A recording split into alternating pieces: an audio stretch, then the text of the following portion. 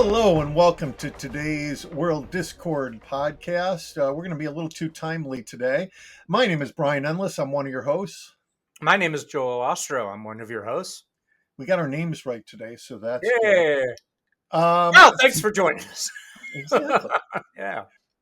Hey, a lot of stuff happened overnight. We're on here with no guests just to reply in a timely fashion to the fact that Israel bombed Iran last night. Apparently coordinated military strikes that had been planned over some time. It was interesting. As the attack was going on, I was reading reports out of the White House saying that Donald Trump had asked Netanyahu not to go ahead with it. We'd been informed that it could be happening. Europe had been informed that it could be happening. And then everything started going down. We're still getting information. We'll talk about this as we go on through the show. But what we know now is Israel was apparently aiming to take out at least part of Iran's nuclear facilities and also missile production. They attacked a couple of air bases and they attacked the top of Iran's military structure and nuclear structure. So we heard last night Israel claimed to have taken out Iran's two top nuclear scientists. And today they have said, and I think Joel was just saying Iran has confirmed that they took out a couple of top military leaders. So this was something Israel's done before, which they really call a decapitation strike. We have some idea of why this is happening. It's not that this wasn't expected. A lot of people are suggesting the number one reason for the timing right now is the US, the Trump administration, has actually been trying to cut a nuclear deal with Iran. And that is one of the worst things that Netanyahu's government in Israel can conceive of, is the rest of the West making a deal with Iran. And that's when Israel has stirred up trouble in the past. So let's take it from there. And Joel, let's get your take on this, and then I'll come back at you. So much irony there, isn't there? Oh, yeah.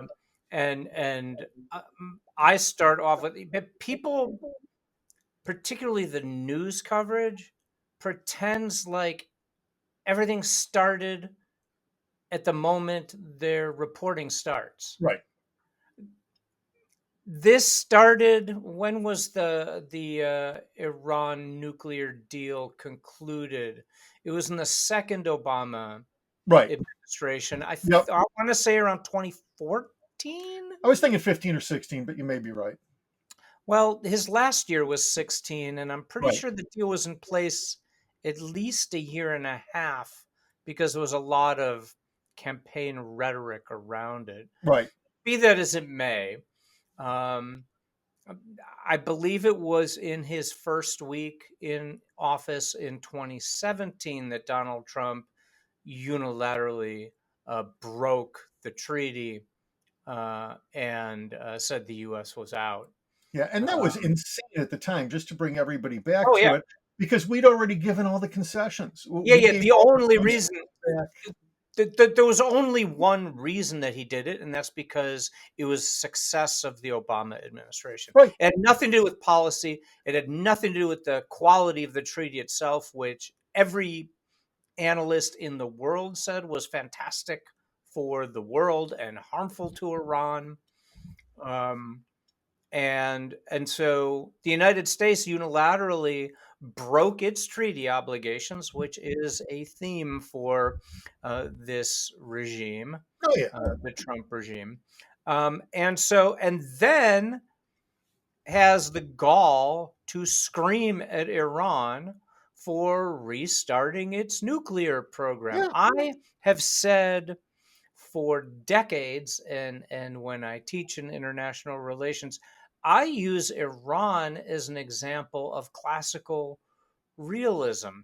They are an extremely predictable international actor. People think they're nuts. Iran cares above and beyond everything about one thing: the survival of the Islamic regime in power. That's classical realism. They are one of the most reliable international partners in the sense that they are predictable.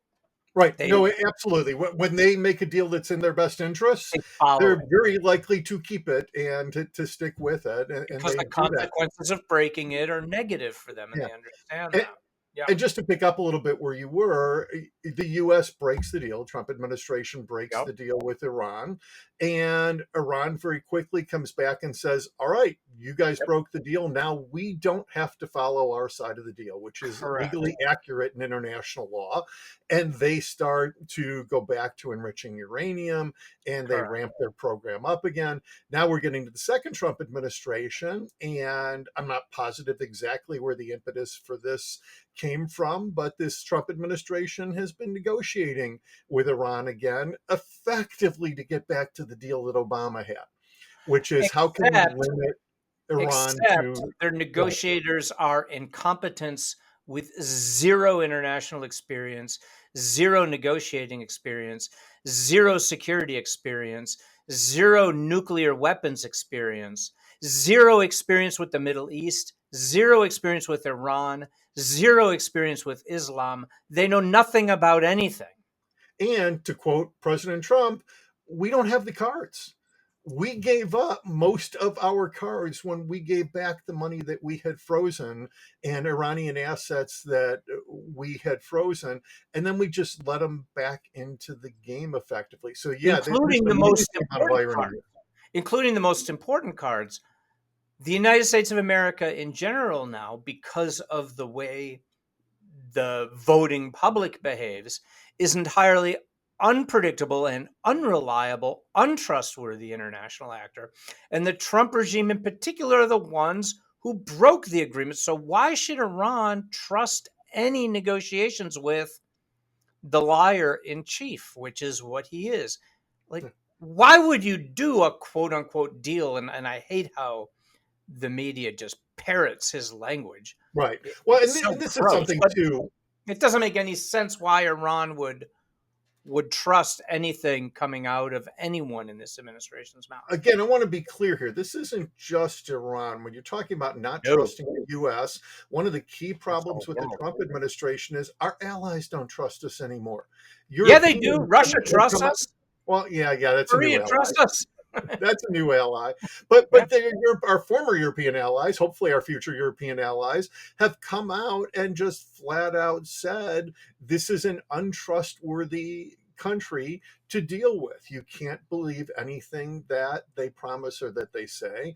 Donald yeah, Trump is known to be yeah. completely transactional in everything he does. He says one thing, and 10 minutes or 10 days later, he goes back and does the opposite. People just don't know. It's not just internal, it's international. And Oh this is yeah. problematic for Our the US. ambassador to NATO publicly stated he sees no reason for NATO. Right. And I'm not joking. The United States of America, the regime in charge, the government, if you will, although I hesitate to use that word because regime is more descriptive. Yeah. The United States of America's allies are no longer Europe, Canada, Mexico, Japan, and a leader in the Canadian Parliament just referred to the United States as a clear and present danger that Canada cannot view the United States as an ally anymore. President of the European Union said that a That's couple Canada. months ago. Yeah, yeah, Same yeah. thing. All right, let's get Anyway, away from the Iran. US for a minute. Yeah. And But let's it's get important. Right? Oh, 100%. The U.S. is absolutely tied up in the center of Yeah. this. No questions asked. Let's look at Israel and Iran for a minute again. So, Benjamin Netanyahu, Bibi, the prime minister of Israel, Bibi to his friends and enemies, and pretty much everybody else, so we'll use that name. He has come out and said over and over and over again Iran is a nuclear threat. We know that Iran is there. Iran apparently this time around is 6 months away from developing a nuclear weapon. Now, this morning I heard someplace between 2 weeks and 2 months away from a variety of different sources. 6 months away. I just looked it up this morning because I hate to be inaccurate about this. Benjamin Netanyahu first said this when he was a new backbencher in the Israeli parliament in 1992. 1992, he was the first person I know, this was after the Iran-Iraq war was over, who said that Iran is now 6 months away, and at the time it was 6 to 18 months away, from developing a nuclear weapon. They could get one at any time. We Yep. must engage in preemptive action in Yep. case they get one. Hmm. Then this was repeated again by Netanyahu many times until he became Many prime times. minister. And now that he's prime minister, he repeats it almost any time he talks about Iran. Eventually, you'll be right. Yeah, well, maybe not. The United Uh, States regime has talked about the same thing in different governments over mhm. time. U.S. ambassadors, U.S. presidents have talked about the same thing. The IAEA talks about it once in a while. The amazing thing to me, and this is one I talk about in classes all the time, is Iran has been 6 months away from a nuclear weapon since For 30 1992, years. Yep. and yet they don't have one. And yet they don't have one. So Yeah. one of two things is true. Either they ain't 6 months away from it, or Iran doesn't want a nuclear weapon. Probably for very realist reasons, as you're Yep. saying, because Iran knows if they get too close to a nuclear weapon, Israel doesn't only do things like this, Israel can do a lot more damage than they're doing right now. And the entire world could turn on Iran very quickly to stop them before they actually get that nuclear weapon. Should Iran point gets out benefits that out of a threat, not out of getting a nuclear weapon. but that treaty that was signed, so we could look up the year, but somewhere around 2015, uh, was the single most reliable mechanism to prevent Absolutely. Iran from getting a nuclear weapon, and the most vocal, most strident opponent of that treaty was Benjamin Netanyahu. 100%. Because He for doesn't two want a reasons. treaty. He wants war. That's what he wants with Iran. He wants More war. than as much as war, I think he wants the boogeyman threat of war. He Or really is that. concerned at having an enemy sitting out there that he can throw at the Israeli people and throw at the world to justify other actions. When Israel wants to take action in Lebanon, when Israel wants to Mhm. take action in Syria, they had actual Iranian backed militias there. It was Mhm. reasonable that they can take these actions. But if Iran's not the boogeyman, if Iran's not the enemy, that starts to go away, and they Well, don't have the yeah. same rationales for Yeah. action that they might have in other cases, and their allies might start calling them on things more. Let's cycle back to this point. Let's talk about what happened, and then because I know we'll agree on that part, but we might have very differing takes on that last piece, Sure. um, and what that means for Israel and what the situation is now. Uh, um, so my understanding, and we don't really know, but what set Israel's attack this time, yesterday and today, apart from prior, is number one, the number. If you look at a map, the number of targets like across Iran's territory that they simultaneously hit. Um, from quick looks I've taken at prior Israeli strikes, um, is unprecedented Oh, in yeah. terms of the But number of sites that they hit. part of it Uh, is the last big strike they had, Iran was still fairly centralized from what we know in their nuclear program, and mhm. Iran decentralized immediately Right. after that. And part of the challenge of striking again was, can Israel get enough intelligence? Can the US and Yeah. Israel get enough intelligence to have enough, be able to strike enough of Iran's nuclear program? We don't know that they did, but that's Mhm. certainly part of the multiple strikes. Go ahead, sir.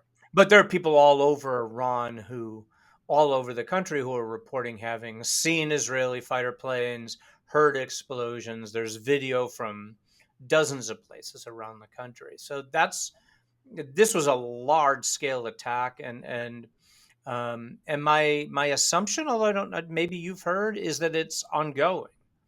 Yeah. No, there's no particular indication that it's stopped. In the past, the Israeli government typically stands up and says our attacks are over, and they haven't said that, and they've been talking about, these are decapitation strikes, these are get rid of the nuclear program and the missile program strikes, and that's not going to happen in one night. That's not going to happen overnight. And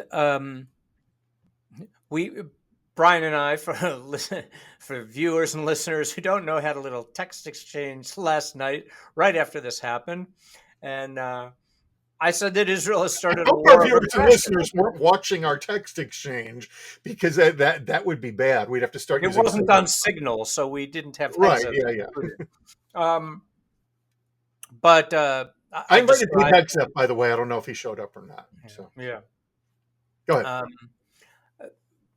this was an unprovoked aggression, Yeah, and is Israel and the United States and a lot of the U.S. media is covering this as if this is normal. right. Uh, Well, and it but was hysterical this morning, by the way. I was watching one of the news programs, and a person who's the head of the Council of Foreign Relations comes on and Mhm. says, this was not a first strike by Israel. This was a preventive strike, which is perfectly legal. It's like, No, preventive it's strike is bullshit. absolutely not legal under Right, international law. There's no right. such thing as a preventive strike. That is a first strike.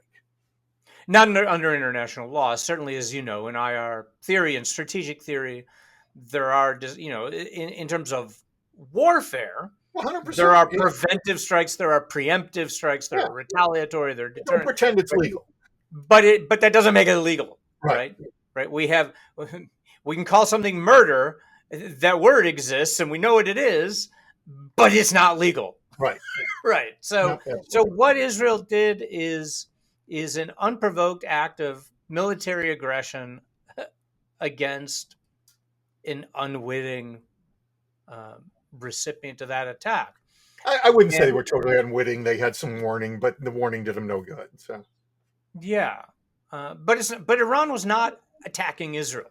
no. Let's just be And clear. frankly, Israel has been doing a very good job militarily Yeah. in taking out Iran's capacity by pushing back on Hezbollah, with the Syrian government going away, and Israel keeps pushing into Syrian territory and taking out military assets in Syrian territory.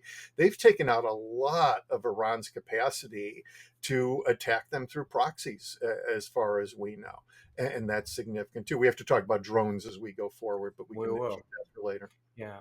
Uh, um, we obviously don't know the extent to which Iran's nuclear program has been affected by these strikes. There was reporting and some satellite imagery. This was still during the Biden administration, when concerns were really developing about Iran's ramping up of its enrichment programs, that they had moved a lot of these sites underground, Right. and with protection against bunker busting kind of Yeah. And munitions. the one We thing don't that the know. U.S. hasn't given Israel is the big 3,000-pound bunker buster bombs. That those were still holding back. Israel has some capacity, but they don't have the highest level capacity to take out stuff underground. Yeah, yeah, no, that's right. I would suspect that because of that, some of those newer Iranian facilities uh, likely survived Mhm. the attacks, and probably more significant are the scientists and personnel that Israel uh, killed Right. in these Yeah, attacks. and we won't know that for a while. Yes. That'll take a little while You to come out. mentioned two I had not read. I knew that they're claiming some of the leading nuclear scientists were killed. Did you say you read that there were two? This morning's announcement was two. That's Again, a that's shockingly small number that will right. not Well, the top significantly two. erode. Yeah, The top two is what Israel is claiming right now. which in So some ways may be less significant than the middle tier eight, could be because one would assume the top two are more organizational and you possibly, know, yeah. like you could have taken out Oppenheimer and still had Hiroshima and Yeah, Nagasaki. we had a deeper bench, though. We don't know how deep Iran's bench We is don't. in terms of nuclear physicists and the people who can actually, make things go boom in meaningful ways. Yeah. Yeah. But Iran is an advanced scientific uh, country. Like even going back to the days of the Shah, Oh yeah, uh, highly educated, advanced society with pretty good scientific and They were the U.S.'s medical closest research. ally in the region at the time, and everybody came over here for education or went to Europe for Right. education. Yeah. So we just don't know. And then on the military side, um, pretty good. And I read that Iran had confirmed that the head of the Revolutionary Guard was killed. This is the second or maybe third person in that position over the last, what, 5 years Yeah, killed one in was killed in Israel? Lebanon most Yeah. recently.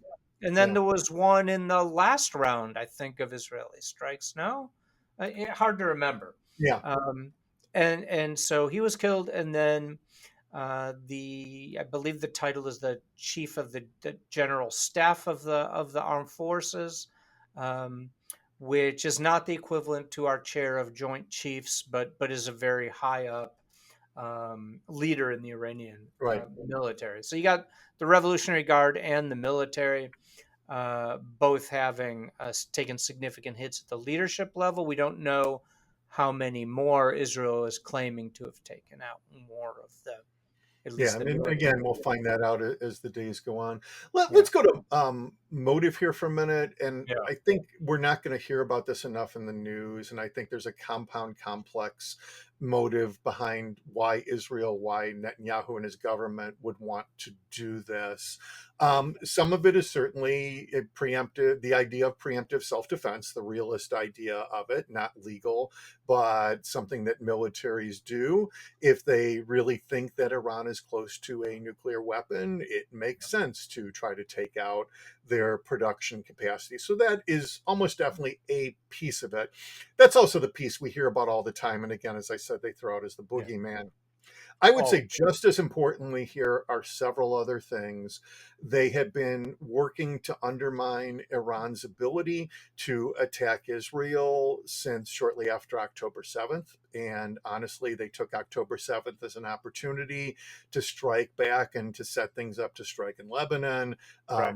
Syria was a lucky opportunity that they were able to go in after the revolution in Syria. One of the interesting things with fighting Iran is pretty much everybody else in the Middle East is on their side when they attack Iran. The Saudis love it when they attack Iran. It's the common enemy that they have. So they're not going to get a whole lot of pushback on that side. I would suggest, though, that one of the most important things that Netanyahu clearly thinks about on a regular basis is the press is now going to focus on Israel attacking Iran and on the Yup. danger of Israel attacking Iran, Deflection. Hmm. and that means there is less focus on Gaza and less focus on the West Bank. And Israel is more easily able to do what they want to do there without getting the international attention. I think we can expect to see things really pipe up in bad directions for Palestinians in Gaza and the West Bank. Israel is That's the extremely key right likely there. to. I mean, it's already, Gaza's already decimated. Oh, yeah. Um, I no longer hesitate to use the word genocide when it comes to Gaza. Israel is certainly with intent destroyed a people in part as such, It and keeps getting worse. in whole or in part as a definite. They have definitely done that and are Yeah. still doing that. And sadly, And I think the West plenty of Bank members of part, the Israeli cabinet are coming out and just yeah, flat out saying that's the goal. the West Bank part, I think is much more troubling. I think you're right. I think it's why I have shifted to calling Netanyahu a tyrant, because if this is the reason for attacking Iran, to sort of provide shield and cover for moving ground troops and doing to the West Bank what they've done to Gaza, um, that clearly, I mean, he was already there, Oh, yeah. but Yeah. this is just blatant tyranny. European allies of Israel within the last week put sanctions on two of the Yeah, biggest members of the Israeli parliament who yeah, are responsible for the West Bank. It yeah. wasn't about the sanctions weren't about Gaza. There were Mm, personal sanctions put on people in the government who are yeah, directing West Bank operations, which are again pushing back Palestinians, pushing to put in new housing, terrorizing Palestinians yeah. in the West Bank on a daily basis, and the press hardly covers that one at all At already, all. even Yeah, less now. yeah. Um, Can we turn to the fun part? Uh, Sure, please. I thought we'd already been on the fun parts. Go ahead. no, we haven't. So, Brian, you correctly mentioned, except the orientation of the Saudis and other states in the region uh, towards Iran and Israel's actions towards Iran, towards Iran's nuclear program. My argument with you is your tense, because you use the present tense. And the world, I think, in 2025 is different. And the internal pressures in those states, which have always been there, uh, I anticipate will have changed to a point that those governments are going to have to rethink their position on this. We're Uh, going to differ on that one, definitely. because what's different now is genocide.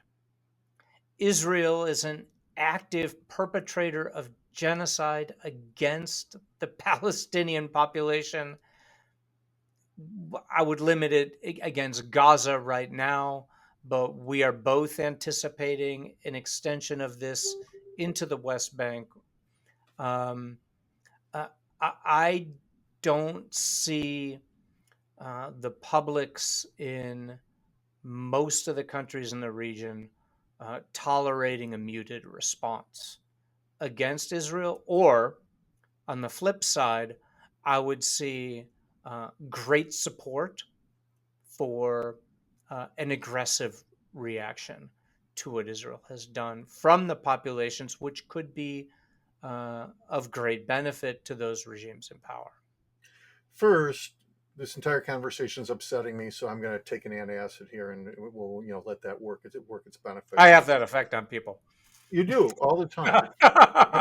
My students come with healthy supplies of Tums and Pepto Bismol, and I'm sure your I, does as I well. tell all my classes at the beginning of the semester to talk to their doctors about upping their Prozac and other I had a antidepressants. student asking if it was okay just to switch to Ambien right away. Yeah, no, I don't get that Yeah. advice. I'm a doctor, not a doctor. So All right. got to get that right. Okay, I've now settled my acid stomach. Um, I'm sure it'll come back soon. Yeah. Excuse me. The next time I speak. Yeah, it's once again you have that effect. Pardon me. Yeah. It's a very human. Most of the discord in the world happens on this podcast. We're being very human in this podcast. Yes. All right, so I'm going to disagree because I think that the Saudis and the Emirates and others will use Iran in the same way Israel is using Iran.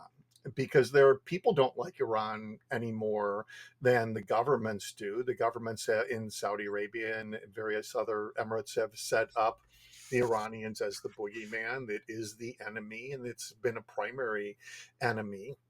Yes, those populations like the Palestinian people.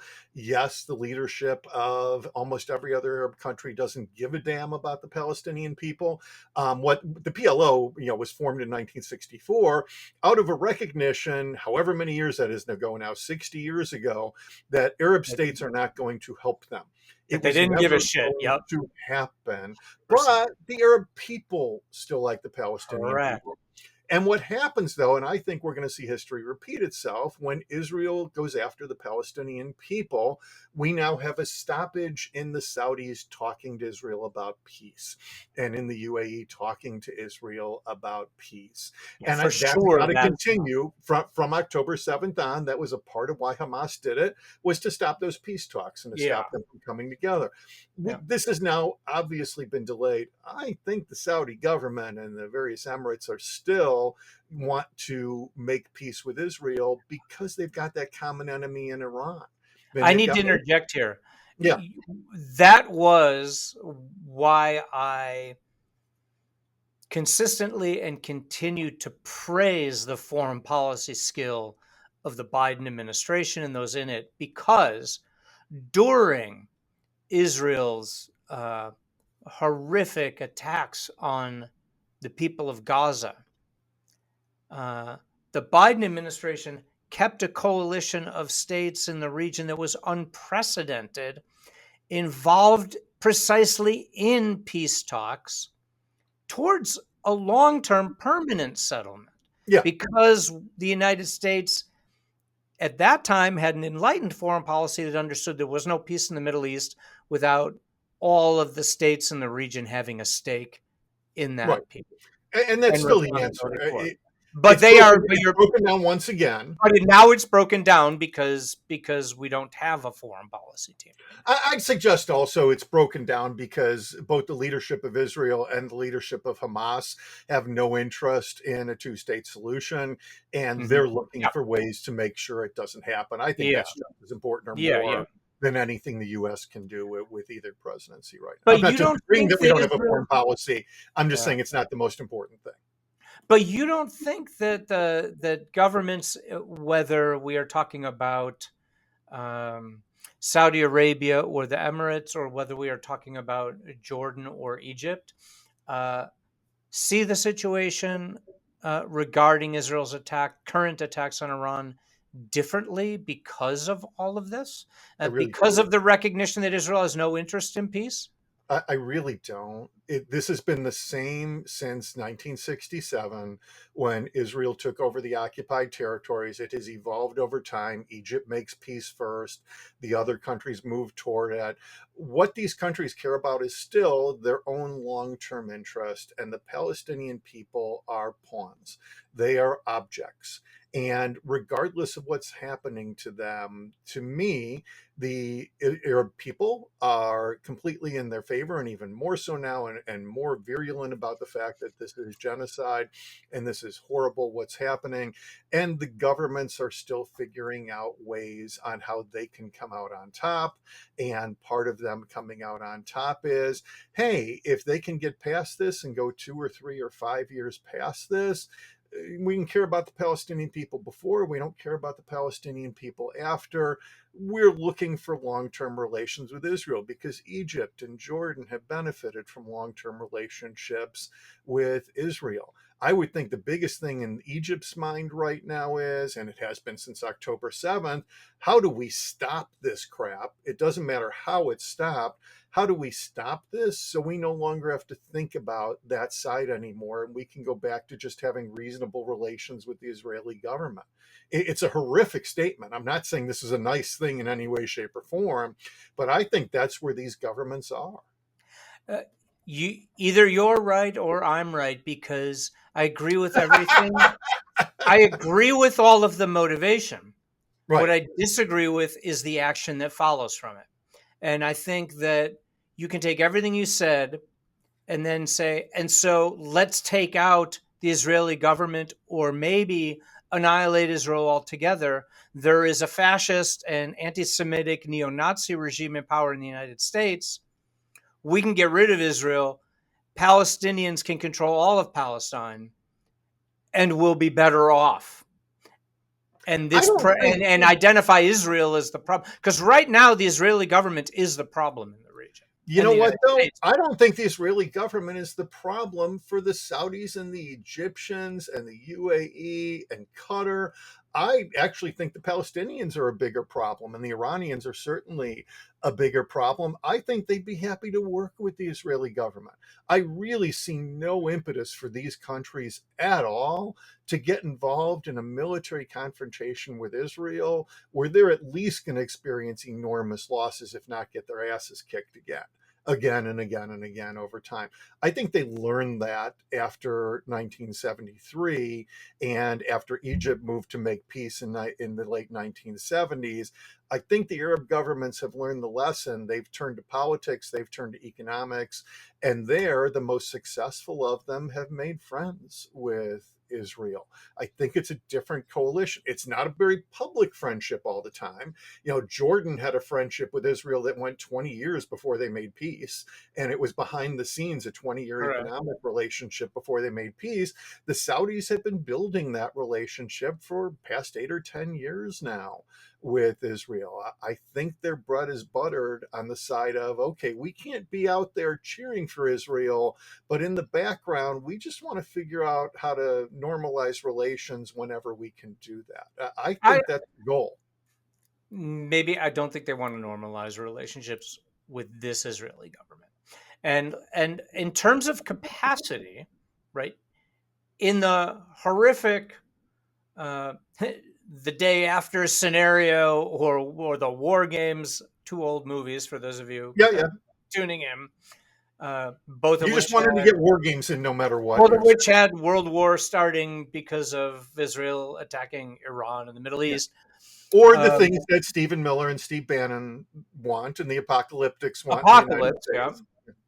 Um, the United States has armed Saudi Arabia, the UAE, and Egypt with the same kinds of weapons that we have provided to Israel.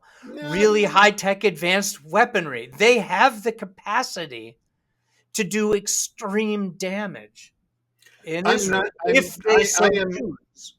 I'm not so sure of that. I think that if Israel saw it building up again, one of the problems that we would have in this case, if you want to war game this out, if Israel sees this building up again, they probably go to preemptive strikes before anybody does anything.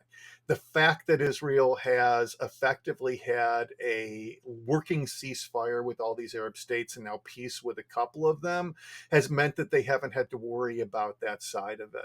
If they had to worry about it again, I would hate to be an enemy of Israel because I think they would get very harsh very fast in what they do. And Israel's still the only country in the region with nukes, and everybody has to think about that. Yeah. That's a significant thing. No doubt, no doubt. But that is a lot of states and a lot of territory and a lot of people to contend with that I don't know that Yeah.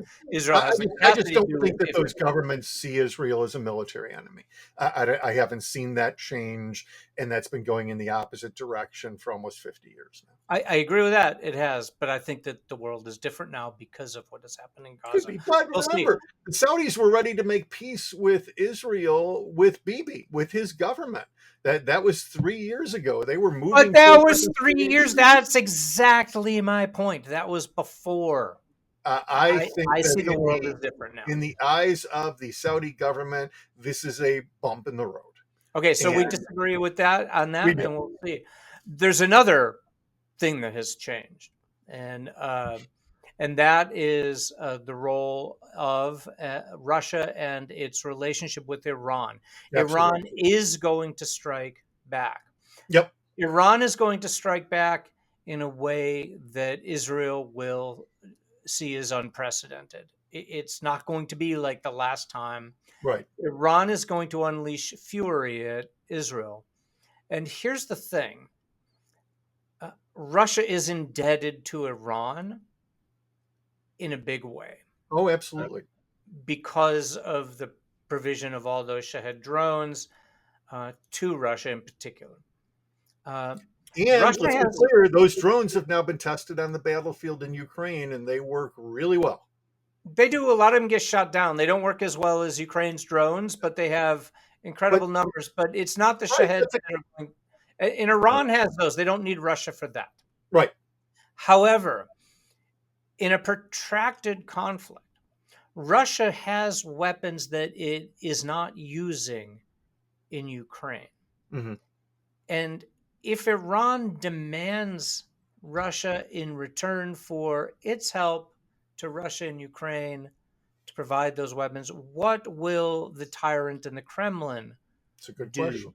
And we're talking about 500 kiloton conventional Yeah, weapons, right? That the U.S. also has, right, like I forget what they call them. Those giant, they're basically non-nuclear nuclear weapons. right. The bunker busters. Yeah, Yeah, Russia has the last I read around 1,500 of these things. And again, they're not using them in Ukraine. Why are they not using them? They can't use them in the East because they have their own troops there and they don't want to. Despite the little disregard they have for their own people, the Kremlin does not want to destroy its own armed personnel on the ground, right, right? And they don't want to erase Kiev from the map or right. Kharkiv or Lviv. But in this environment, if Iran wants to eliminate Tel Aviv from the map, a couple of those bombs could effectively do that. I don't think that's going to happen for a couple different reasons. The first is Russia is going to have the same issues that the US and NATO had in Ukraine, which is there are going to be a lot of threats on the table if they give Iran weapons that can easily penetrate into Israel and do enormous amounts of damage. That's not to say they're not going to do it, but that's going to be a political issue that they have to think about. Do I you would really think. think we haven't given those same weapons to Israel? Oh, we haven't given the bunker busters. We're pretty No, public they about. haven't used the bunker busters. I'm asking, do you really think we haven't I don't think given we've them? given them. Yeah, I honestly think that I think Trump would have bragged about it if it would have happened. Frankly, I think that would have come out. The other thing, though, is we need to remember Iran does not have the same delivery capacity that Israel has or that Russia has. Israel has an enormous system with Iron Dome and with its planes that can shoot things down before they get to Israel. If I'm Israel right now, and I was just having this discussion with a friend in Israel, I am much more concerned about small attacks with thousands or tens of 10,000 thousands of drones. Yeah. drones Yeah. than I am about big bombs. Big bombs are not likely to get through. Plus, But one more thing before you go on. Plus, Israel has a long-standing unwritten policy. What happens if someone destroys a major city in Israel or goes after a major city in Israel? They respond with nuclear weapons. And that is their failsafe where they have thrown that out. It is an implicit threat, but everybody in the Middle East understands if you push too hard or if you use a unconventional weapon against Israel, you could have your capital go up in a big blaze that glows in the dark for thousands of years. yeah, well, that would Iran end up killing all of us. Well, yeah, Iran does not want, as you're saying, the realists in Iran do not want Tehran to go away. And if they ever attack Tel Aviv that hard, I personally have no doubt that Tehran doesn't exist within a few days. And like I It's said, and then none of us do. potentially that could take us, that could set everything on Because fire. if Israel did that, Israel would no longer exist. Maybe who takes out Israel is the question. I think it Or makes use them. nuclear weapons against Tehran. If Tehran, so here's the deal, and again, we're being realistic here, but we don't know fully the answer to this. If Israel is hit with bunker buster bombs in Tel Aviv that kill tens of thousands or even hundreds of thousands of people in Tel Aviv and have massive destruction, they put that on TV. The Israeli people demand they respond. The United States people demand that they respond. Everybody who backs Israel in the United States demands that. And Israel says, we are going to take out Tehran. They don't even make a secret of the fact that they are going to do it, and they respond. What's the world going to do? I'm not sure what the answer is. Israel destroys their foreign trade. Nobody trades with them anymore, but I'm not sure that Israel physically can be destroyed at that point. I'm not sure who would do it. Nobody has the capacity to do it who's likely to. Western powers are going to cut them Well, off. Russia does. China But does. if Russia and China do that, they create the war with the West, and they turn that into the broader war. China still has to worry about the Yeah. fact that the U.S. fleet is sitting out there in the China Sea or in the Sea of Japan, and what happens at that point. Russia still has to worry about the fact that, yeah, no, nuclear-wise, they don't have the capacity that the United States and the West do anymore. Neither one of those want to get into a nuclear war because of Israel.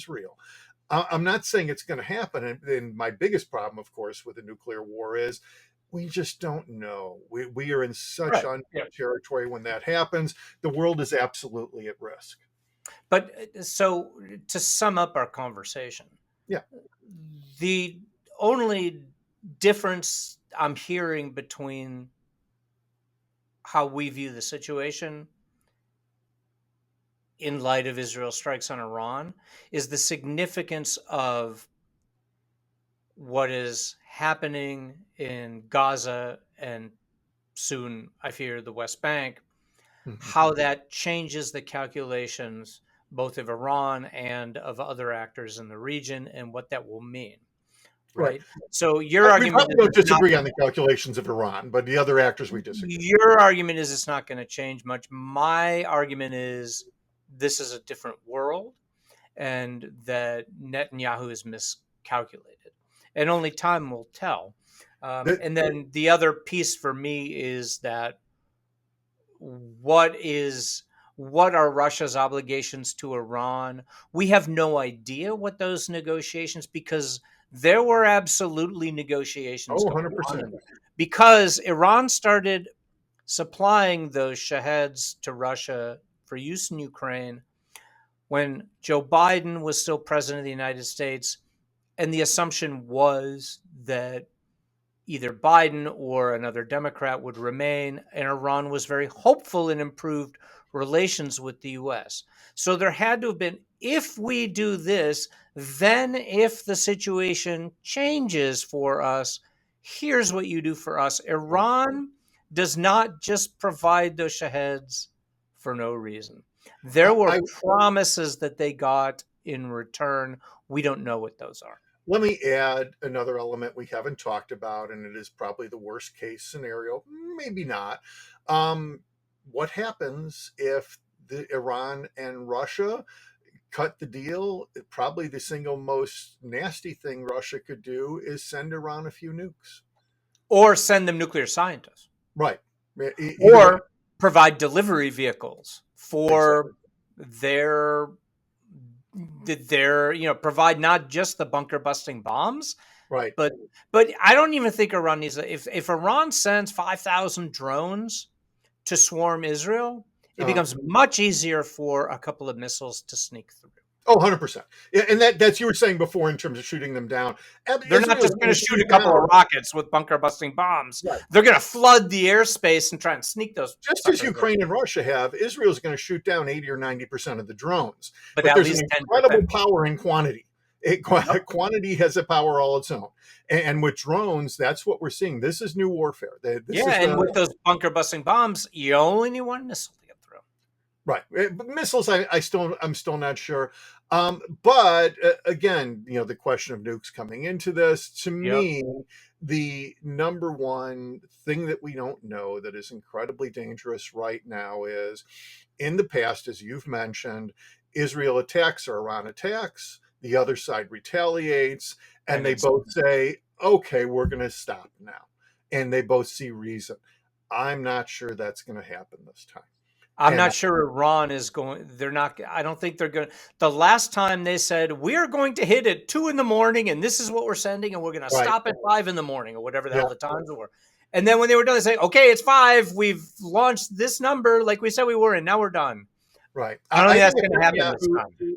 if Netanyahu is miscalculated, I would suggest the calculation was that the Hamas attack on October 7th led to a unique opportunity to go against Iran and Yep. to defang Iran in the Yep. region. And that started in Lebanon and it went into Syria. And now it makes sense to push it into Iran. That can be the big miscalculation. The Yep. question then becomes, okay, how bad is this going to get if Iran keeps it up? And then Israel has to keep it up, and Iran has to keep it up, and Israel has to keep it up.